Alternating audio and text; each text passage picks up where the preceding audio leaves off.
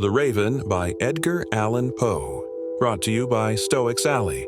Leather bookmarks that can be passed down for generations. Once upon a midnight dreary, while I pondered, weak and weary, over many a quaint and curious volume of forgotten lore, while I nodded, nearly napping, suddenly there came a tapping, as of someone gently rapping at my chamber door. "'Tis some visitor," I muttered, "tapping at my chamber door, only this and nothing more." Ah, distinctly I remember it was in the bleak December, and each separate dying ember wrought its ghost upon the floor. Eagerly I wished the morrow. Vainly I had sought to borrow from my book surcease of sorrow.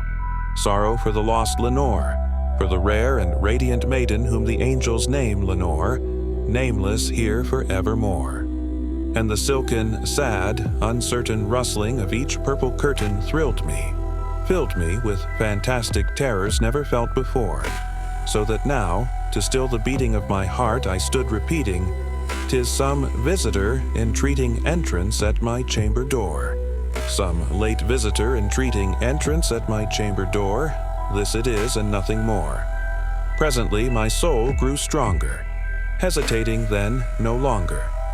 "Sir," said I, "or Madame, truly your forgiveness I implore, but the fact is I was napping, and so gently you came rapping, and so faintly you came tapping at my chamber door, that I scarce was sure I heard you. Here I opened wide the door, darkness there and nothing more."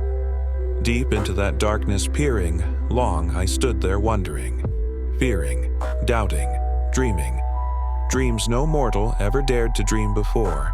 But the silence was unbroken, and the stillness gave no token, and the only word there spoken was the whispered word, "Lenore." This I whispered, and an echo murmured back the word, "Lenore." Merely this, and nothing more. Back into the chamber turning, all my soul within me burning. Soon again I heard a tapping, somewhat louder than before. "Surely," said I, "surely that is something at my window lattice. Let me see then what thereat is, and this mystery explore. Let my heart be still a moment and this mystery explore. 'Tis the wind and nothing more."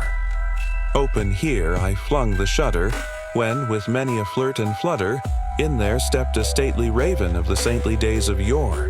Not the least obeisance made he, not a minute stopped or stayed he, but with mien of lord or lady perched above my chamber door, perched upon a bust of Pallas just above my chamber door, perched and sat and nothing more.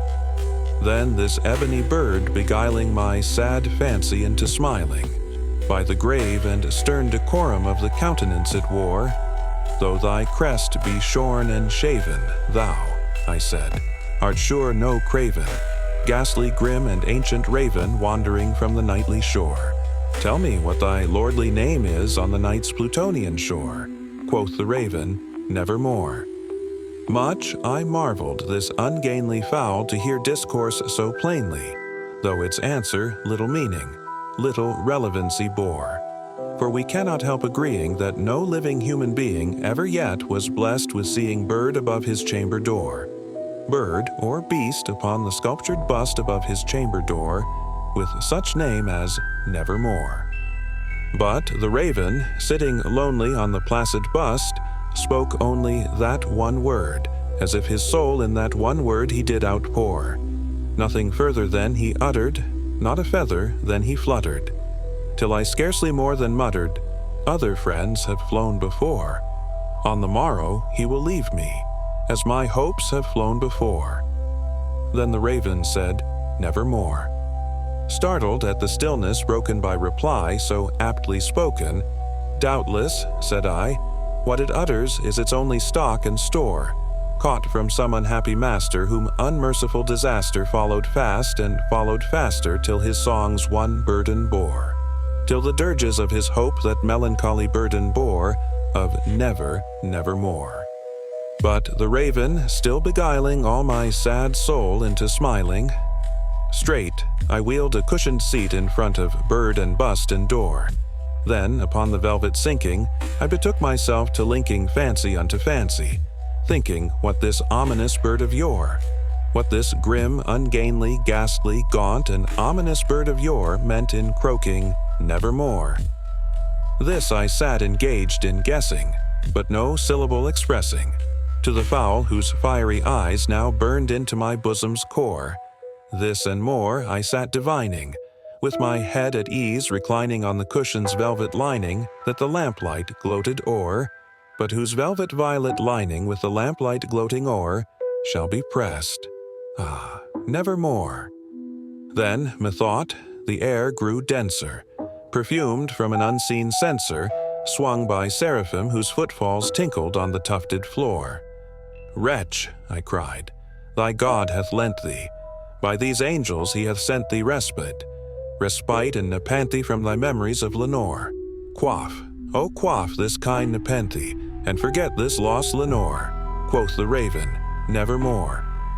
"Prophet," said I, "thing of evil, prophet still if bird or devil, by that heaven that bends above us, by that God we both adore, tell this soul with sorrow laden if, within the distant Aidenn, it shall clasp a sainted maiden whom the angels name Lenore.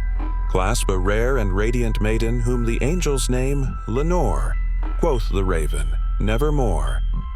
"Prophet," said I, "thing of evil, prophet still if bird or devil, by that heaven that bends above us, by that God we both adore, tell this soul with sorrow laden if, within the distant Aidenn, it shall clasp a sainted maiden whom the angels name Lenore.